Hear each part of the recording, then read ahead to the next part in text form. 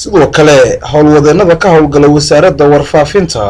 gaar ahaan telefishinka qaranka iyo radio Hargeysa ayaa kamid ahaa ardayda ka qalin jabiyay jaamacadda Golis iyaga oo dareenkooda cabiraya farxadeedna waxaa kamid ahaa hadaladoodii. waxaan doonayaa inaan halkan marka hore uga mahadnaqo labadayda waalidka ee aadkay ugu soo tabcay quruxda aan leeyahayna ii soo yeelay oo aanan wax ugu abaalgudaa aanay jirin especially hooyadayda aadka u qaaliga oo garabkayga imika taagan Sahro Xuseen Cali Xirsi iyo waliba aabahay Axmed Naasir Yuusuf Margaad ayaan doonayaa inaan aad halkan uga mahadnaqo waxa kale doonayaa inaan halkan uga mahadnaqo habaryarahayga markastay garab taagan ee fiidiyohoogaba ila garab taagan ee Foosiyo Xuseen Cali iyo Leyle Xuseen Cali waxaan doonayaa halkan inaan uga mahad celiyo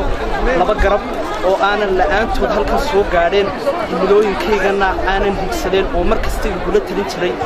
in aan wax barto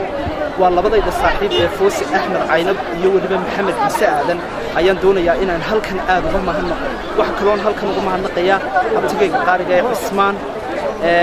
waxa kale oo doonayaa inaan halkan uga mahadnaqo shaqaale weynaha telefishinka qaranka gaar ahaan waxaan doonayaa inaan halkan uga mahadnaqo maareeyaha telefishinka qaranka Jamhuuriyadda Soomaaliland oo door muhiim ah ka soo qaatay inaan waxbarashadan dhamaystirto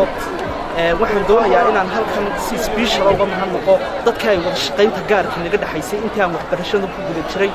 ee aan la shaqaynayay anigoo jaamacadana ku jira shaqadaydii kale ee TV-ga qaranka Jamhuuriyadda Soomaaliland aan ka qaban jirayna aan kula jiray oo maalmahan imtixaan leeyahay haddii aan assignment gudbinayo shaqooyinkaygaasi iga sii buuxin jiray waxaan doonayaa inaan halkan aad uga mahadnaqo Cali Axmed Cawaale Caana Dhame iyo waliba madaxa editoriska telefishinka qaranka Jamhuuriyadda Soomaaliland Ismaaciil Maxamed Cabdulle ka horeysa waxa iska leh mahadda Ilaahay igu simay in aan halkan soo gaaro digrigayga koobaad ku qaato jaamacadda Golis marka labaadna waxa mahadda iska leh waalidkayga ugu horeysa hooyaday Nimco Jibriil iyo faamigayga oo dhan ilmo dhakhtar iyo ilmo goodba marka xigtana waxaan u mahad celinayaa ardayda jaamacaddan wada dhamaynay ee aanu maanta wada digriga wada qaadanay aan wada faraxsanahay waxaan leeyahay hambalyo waxa kale oo halkan uga mahadnaqayaa dhammaan hortigatii faamigayga intii macallimiintii iyo intii jaamacadda wax bartay bahda TV-ga qaranka gaar ahaan Foosi Axmed Caynab iyo Maxamed Ciise iyo Jamaal saaxiibkaya iyo dhammaan wixii magacayga muuqday qaar asxaabtayda aad iyo aad u mahadsantihiin dhammaantiin.